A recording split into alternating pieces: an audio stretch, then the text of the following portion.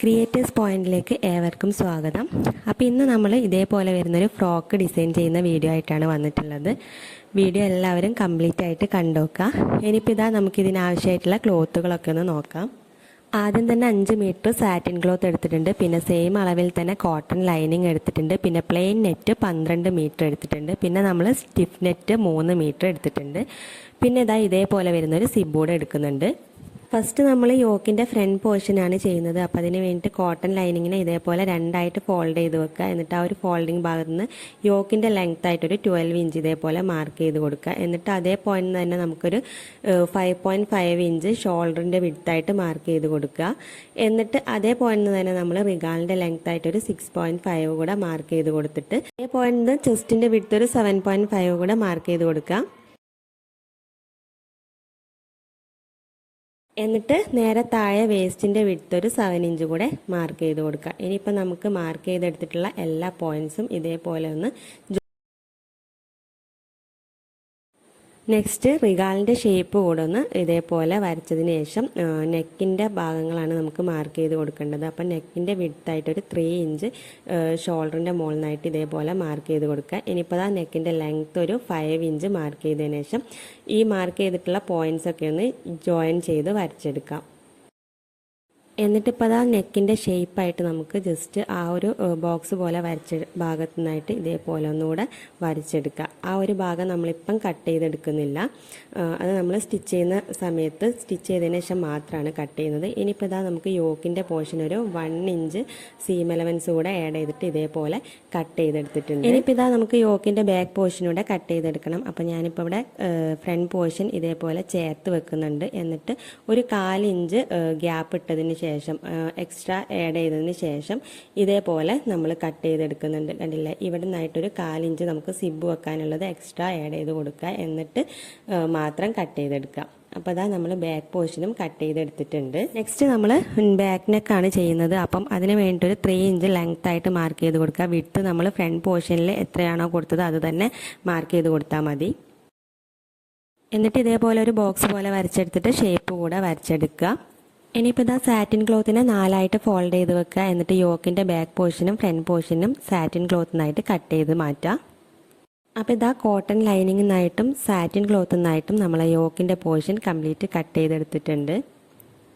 യോക്കിൻ്റെ portion front പോർഷനും back പോർഷനും ഈ ഒരു രീതിയിലാണ് കിട്ടുന്നത്. നെക്സ്റ്റ് നമുക്ക് നെറ്റിൽ നിന്നായിട്ടും യോക്കിൻ്റെ പോർഷൻ കട്ട് ചെയ്തെടുക്കണം. അപ്പം നെറ്റിലേക്ക് കട്ട് ചെയ്യുന്ന സമയത്ത് യോക്കിൻ്റെ ഫ്രണ്ട് പോർഷൻ കുറച്ചധികം ലെങ്ത്തിൽ വേണം ഇതേപോലെ കട്ട് ചെയ്തിട്ടെടുക്കാൻ. കാരണം എന്താണെന്ന് വെച്ചാൽ ഫ്രണ്ട് പോർഷനിൽ നമ്മൾ പ്ലീറ്റ്സ് കൊടുക്കുന്നുണ്ട്. അപ്പോൾ അതിനനുസരിച്ച് നമ്മൾ എത്ര പ്ലീറ്റ്സ് വേണമെന്ന് വിചാരിച്ചാൽ അതിനനുസരിച്ച് ലെങ്ത്ത് അധികം വെച്ചിട്ട് എടുത്തിട്ട് വേണം നമ്മൾ കട്ട് ചെയ്തെടുക്കാൻ. നമ്മളിപ്പം ഇവിടെ 1 ഇഞ്ച് ഗ്യാപ്പിലുള്ള പ്ലീറ്റ്സാണ്, ഇതേപോലെ 1 ഇഞ്ച് ഗ്യാപ്പിലുള്ള പ്ലീറ്റ്സാണ് കൊടുക്കുന്നത്. അപ്പോൾ ഇതാ നമ്മൾ ഇതേപോലെ ചെയ്തെടുത്തിട്ടുണ്ട്. ഇനി നമുക്ക് നെറ്റിൽ നിന്നായിട്ട് ബാക്ക് പോർഷനൂടെ കട്ട് ചെയ്തെടുക്കണം. അപ്പോൾ അതാ പീസ് ചേർത്ത് വെച്ചിട്ട് ഇത് കറക്റ്റായിട്ട് തന്നെ കട്ട് ചെയ്തെടുത്താൽ മതി. നമ്മൾ ഫ്രണ്ട് പോർഷനിലെ പ്ലീറ്റ്സ് കൊടുക്കുന്നുള്ളൂ, ബാക്ക് പോർഷൻ സെയിം അളവിൽ തന്നെയാണ് കട്ട് ചെയ്തെടുക്കുന്നത്.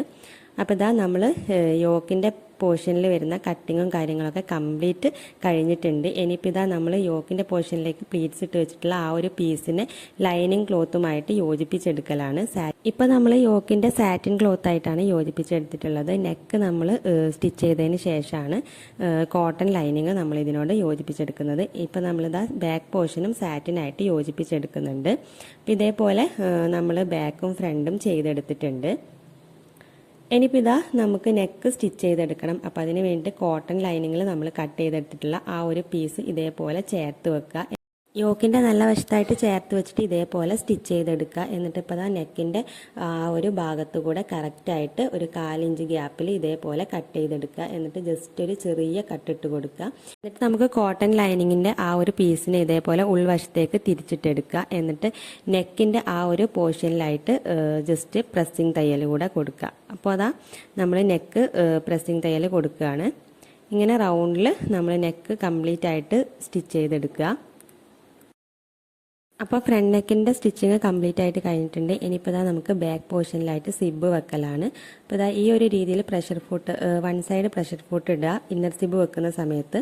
എന്നിട്ട് ആ യോക്കിൻ്റെ പോർഷനിലായിട്ട് സിബ് ഇതേപോലെ ഒന്ന് സ്റ്റിച്ച് ചെയ്ത് കൊടുക്കുക. എന്നിട്ട് അതിന് മുകളിലായിട്ട് നമ്മൾ കോട്ടൺ ലൈനിങ് ഇതേപോലെ ഒന്ന് കറക്റ്റായിട്ട് ചേർത്ത് വെക്കുക. എന്നിട്ട് നല്ല പോലെ സിബ് അകത്തി പിടിച്ചിട്ട് ഈ ഒരു ഭാഗം കറക്റ്റായിട്ട് ഇതേപോലെ നേരെ താഴെ വരെ സ്റ്റിച്ച് ചെയ്തെടുക്കുക. അപ്പോൾ നമ്മൾ ഒരു സൈഡ് ഇങ്ങനെ സ്റ്റിച്ച് ചെയ്തെടുക്കുന്നുണ്ട്.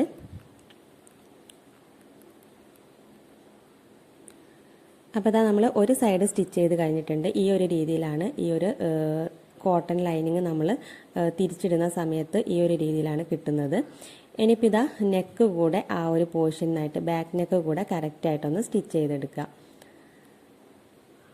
അപ്പോൾ നമ്മൾ ബാക്ക് നെക്ക് സ്റ്റിച്ച് ചെയ്തെടുത്തിട്ടുണ്ട്. ഇനിയിപ്പോൾ ഫ്രണ്ട് നെക്ക് ചെയ്തതുപോലെ തന്നെ കട്ട് ചെയ്തെടുത്തതിന് ശേഷം ഇതേപോലെ ഒന്ന് ഉൾവശത്തേക്ക് തിരിച്ചിട്ടെടുക്കാം. അപ്പോൾ ഒരു സൈഡിൽ നമ്മൾ സിബ് ഫിറ്റാക്കിയിട്ടുണ്ട്. ഇപ്പം നമ്മൾ ചെയ്തതുപോലെ തന്നെ അടുത്ത സൈഡും ചെയ്തെടുക്കണം. അപ്പം പ്രഷർ ഫുട്ട് നമ്മൾ മാറ്റി ഇട്ട് കൊടുക്കുക. ഇതേപോലെ അടുത്ത സൈഡിലേക്കുള്ള പ്രഷർ ഫുട്ട് ഇട്ടതിന് ശേഷം അടുത്ത സൈഡിൽ നമുക്ക് ഇതേപോലെ തന്നെ കോട്ടൺ ലൈനിങ് ചേർത്ത് വെച്ചിട്ട് സിബിന് മുകളിലായിട്ട് ഇതേപോലെ നേരെ സ്റ്റിച്ച് ചെയ്തെടുക്കുക. എന്നിട്ട് നെക്ക് കൂടെ സ്റ്റിച്ച് ചെയ്തതിന് ശേഷം നമ്മൾ നേരത്തെ ചെയ്തതുപോലെ തന്നെ തിരിച്ചിട്ടെടുക്കുക. അപ്പോൾ ഇന്നർ സിബ് നല്ല പോലെ ഈ ഒരു ലൈനിങ്ങിനുള്ളിൽ കവറായിട്ട് പുറത്തേക്ക് ഒന്നും കാണാത്ത രീതിയിൽ നല്ല രീതിയിൽ കവർ ചെയ്തിട്ട് നിൽക്കുന്ന രീതിയിൽ നമുക്ക് കിട്ടും. അപ്പോൾ ഇതേ രീതിയിൽ ചെയ്യാത്തവരാണെങ്കിൽ ഒന്ന് ചെയ്ത് നോക്കുക കേട്ടോ. ഇങ്ങനെ ചെയ്തിട്ടുണ്ടെങ്കിൽ നല്ല കറക്റ്റ് ഫിനിഷായിട്ട് നമുക്ക് കിട്ടും. ഇനിയിപ്പോൾ നമ്മൾ ഷോൾഡറാണ് യോജിപ്പിച്ചെടുക്കുന്നത്. അപ്പോൾ ഫ്രണ്ട് പോർഷനിലെ നല്ല വശവും ബാക്ക് പോർഷൻ്റെ നല്ല വശവും ഇതേപോലെ ചേർത്ത് വെക്കുക. എന്നിട്ട് ലൈനിങ് ക്ലോത്തിനെ ഇതേപോലെ അതിന് മുകളിലോട്ട് ബാക്ക് പോർഷനിലായിട്ട് വരുന്ന ലൈനിങ് ക്ലോത്തിനെ ചേർത്ത് വെച്ചിട്ട് ഇതേപോലെ രണ്ട് സൈഡും ഷോൾഡർ യോജിപ്പിച്ചെടുക്കുക. അപ്പോൾ നമുക്ക് ഷോൾഡറും ഇങ്ങനെ ഫിനിഷായിട്ട് പുറത്തോട്ട് തയ്യൽ തുമ്പ് കാണാത്ത വിധത്തിൽ കവർ ചെയ്തിട്ട് കിട്ടുന്നതായിരിക്കും. അപ്പോൾ ഈ ഒരു രീതിയിൽ സ്റ്റിച്ച് ചെയ്ത് നോക്കുക കേട്ടോ.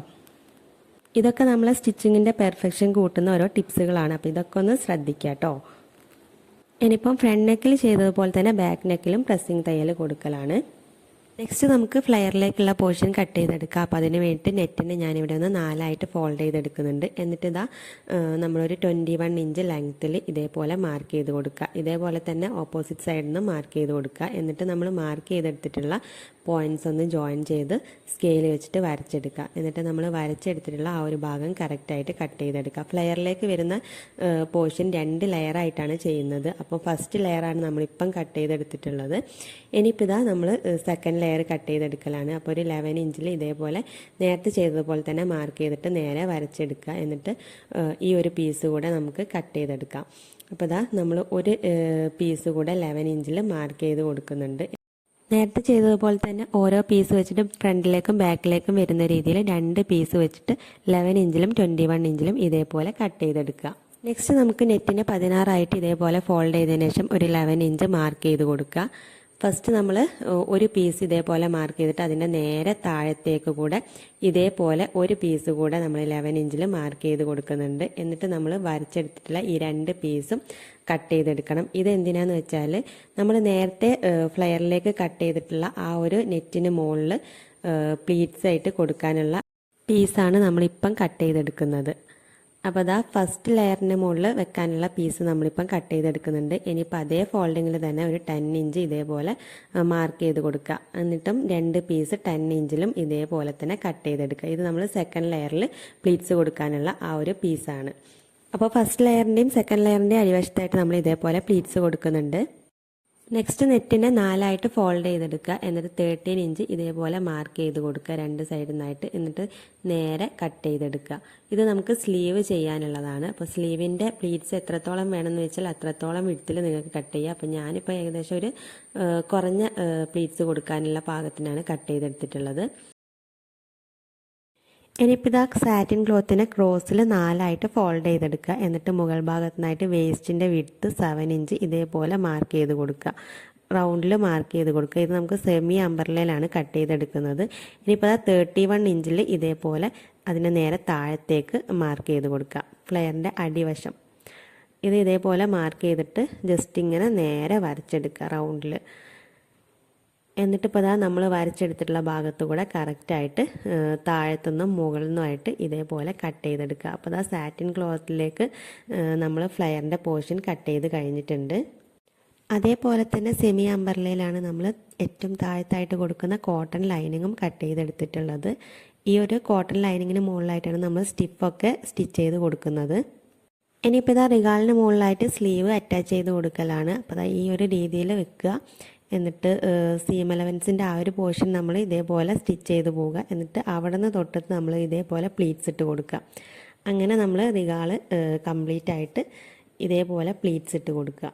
എന്നിട്ട് റിഗാളിൻ്റെ പോർഷൻ ഇതേപോലെ ഉൾവശത്തേക്ക് വെച്ചിട്ട് സ്റ്റിച്ച് ചെയ്തെടുക്കുക. നെറ്റ് ആയതുകൊണ്ട് പുറത്തോട്ട് ആ ഒരു തയ്യൽ തുമ്പ് കാണാതിരിക്കാൻ വേണ്ടിയിട്ടാണ് നമ്മൾ ഈ ഒരു രീതിയിൽ സ്റ്റിച്ച് ചെയ്തെടുക്കുന്നത്. നെക്സ്റ്റ് ഇതാ നമ്മൾ ഷേപ്പ് സ്റ്റിച്ച് ചെയ്തെടുക്കലാണ്. അപ്പോൾ അതിന് വേണ്ടിയിട്ട് 15 ഇഞ്ച് വിഡ്ത്ത് മാർക്ക് ചെയ്ത് കൊടുക്കുക. ചെസ്റ്റിൻ്റെ വിഡ്ത്ത് 15 ഇഞ്ച് മാർക്ക് ചെയ്ത് കൊടുക്കുക. നേരെ താഴത്തു നിന്നായിട്ട് വേസ്റ്റിൻ്റെ വിഡ്ത്ത് ഒരു 14 ഇഞ്ച് കൂടെ മാർക്ക് ചെയ്ത് കൊടുക്കുക. എന്നിട്ട് നേരെ ഷേപ്പ് വരച്ചെടുക്കുക. എന്നിട്ട് സ്ലീവ് മുതൽ നമുക്ക് നേരെ താഴെ വരെ ഷേപ്പ് സ്റ്റിച്ച് ചെയ്തെടുക്കുക ഇതേപോലെ. അപ്പോൾ ഇതാ നമ്മൾ ഷേപ്പ് സ്റ്റിച്ച് ചെയ്ത് കഴിഞ്ഞിട്ടുണ്ട്. യോക്കിൻ്റെ പോർഷനിലെ കംപ്ലീറ്റ് സ്റ്റിച്ചിങ്ങും കഴിഞ്ഞിട്ടുണ്ട്. ഇനിയിപ്പോൾ ഇതാ നമ്മൾ നല്ല വശത്തേക്ക് തിരിച്ചെടുക്കലാണ്. അപ്പോൾ ഇതാ യോക്കിൻ്റെ പോർഷൻ റെഡിയായി കഴിഞ്ഞിട്ടുണ്ട്. ഇനിയിപ്പോൾ ഇതാ നമുക്ക് ഫ്ലെയറിലേക്കുള്ള പോർഷൻ ചെയ്യണം. അപ്പോൾ അതിന് വേണ്ടി നമ്മൾ നെറ്റ് നേരത്തെ കട്ട് ചെയ്തെടുത്തിട്ടുള്ള നെറ്റിനെ ഇതേപോലെ പ്ലീറ്റ്സ് ഇട്ടെടുക്കാം. 2 ലെയറിന് അടിവശത്തായിട്ടും ഇതേപോലെ പ്ലീറ്റ്സ് ഇട്ടെടുക്കുക. അപ്പോൾ അതാ ഫ്ലെയർ കംപ്ലീറ്റ് ആയിട്ട് നമ്മൾ പ്ലീറ്റ്സ് ഇട്ടെടുത്തിട്ടുണ്ട്. ഇനി 2 ലെയറും ഒന്നിച്ച് വെച്ചിട്ട് സ്റ്റിച്ച് ചെയ്തെടുക്കണം. അപ്പോൾ ഇതാ മേലത്തെ ലെയറും താഴത്തെ ലെയറും ഇതേപോലെ ചേർത്ത് വെക്കുക. എന്നിട്ട് ഇതാ ഇവിടെ നിന്നായിട്ട് നേരെ സ്റ്റിച്ച് ചെയ്തെടുക്കുക. എന്നിട്ട് സ്റ്റിച്ച് ചെയ്തെടുത്തിട്ടുള്ള ഈ ഒരു ഫ്ലെയറിൻ്റെ പോർഷൻ നമ്മൾ യോക്കിൻ്റെ മുകളിലായിട്ട് ഇതേപോലെ വെച്ചിട്ട് വേണം സ്റ്റിച്ച് ചെയ്തെടുക്കാൻ. അങ്ങനെ യോക്കിൻ്റെ പോർഷനും ഫ്ലെയറിൻ്റെ പോർഷനും തമ്മിൽ ഇതേപോലെ യോജിപ്പിച്ചെടുക്കുക. ഇനിയിപ്പോൾ ഇതാ സാറ്റിൻ ക്ലോത്തിന് മുകളിൽ നമ്മൾ കട്ട് ചെയ്തെടുത്തിട്ടുള്ള ഫ്ലെയറിൻ്റെ പോർഷൻ ഇതേപോലെ വേസ്റ്റിൻ്റെ ഭാഗത്തു നിന്നായിട്ട് ഇതേപോലെ താഴെ വരെ സ്റ്റിച്ച് ചെയ്തെടുക്കുക. നേരെ വേസ്റ്റിൻ്റെ വിഡ്ത്ത് ആദ്യം തന്നെ മാർക്ക് ചെയ്ത് കൊടുക്കുക. 14 ഇഞ്ചസാണ് വേസ്റ്റിൻ്റെ വിഡ്ത്ത് വരുന്നത്. അത് ഇതേപോലെ മാർക്ക് ചെയ്ത് കൊടുത്തിട്ട് ആ ഒരു പോർഷനിലൂടെ താഴെ വരെ ഇതേപോലെ സ്റ്റിച്ച് ചെയ്തെടുക്കുക. 2 സൈഡും നമ്മൾ ഇതേപോലെ സ്റ്റിച്ച് ചെയ്ത് കഴിഞ്ഞിട്ട് അടിവശത്തു നിന്നായിട്ട് 2ആയിട്ട് ഇതേപോലെ ഫോൾഡ് ചെയ്തെടുക്കുക. എന്നിട്ട് അടിവശം കംപ്ലീറ്റ് ആയിട്ട് റൗണ്ടിൽ സ്റ്റിച്ച് ചെയ്തെടുക്കുക. അപ്പോൾ അതാ നമ്മൾ സാറ്റിൻ ക്ലോത്തിൽ വരുന്ന ഫ്ലെയറിൻ്റെ പോർഷൻ കംപ്ലീറ്റ് ആയിട്ട് സ്റ്റിച്ച് ചെയ്ത് കഴിഞ്ഞിട്ടുണ്ട്. ഇനിയിപ്പോൾ നമ്മൾ നെറ്റ് സ്റ്റിച്ച് ചെയ്തെടുത്തിട്ടുള്ള ആ ഒരു ഭാഗത്തു നിന്നായിട്ട് ഈ ഒരു സാറ്റിൻ കൂടെ ഇതേപോലെ യോക്കായിട്ട് യോജിപ്പിച്ചെടുക്കുക. അപ്പോൾ അതാ നമ്മൾ നെറ്റ് ഇവിടെ സ്റ്റിച്ച് ചെയ്തെടുത്തിട്ടുണ്ട്. അപ്പോൾ ഇതിന് താഴത്തേക്കായിട്ട് നമ്മൾ സാറ്റിൻ ക്ലോത്തും അതേപോലെ തന്നെ കോട്ടൺ ലൈനിങ് സ്റ്റിഫ് നെറ്റ് എല്ലാം സ്റ്റിച്ചാക്കിയിട്ടുണ്ട്. അപ്പോൾ ഇന്നത്തെ നമ്മുടെ ഫ്രോക്ക് സ്റ്റിച്ചിങ് വീഡിയോ കംപ്ലീറ്റ് ആയിട്ടുണ്ട്. വീഡിയോ ഇഷ്ടമായിട്ടുണ്ടെങ്കിൽ ലൈക്ക് ചെയ്യാനും ഷെയർ ചെയ്യാനും കമൻറ്റ് ചെയ്യാനും മറക്കരുത്. അതുപോലെ തന്നെ ചാനൽ ആദ്യമായിട്ട് കാണുന്നവരുണ്ടെങ്കിൽ ഒന്ന് സബ്സ്ക്രൈബ് ചെയ്തിട്ട് കാണാം കേട്ടോ.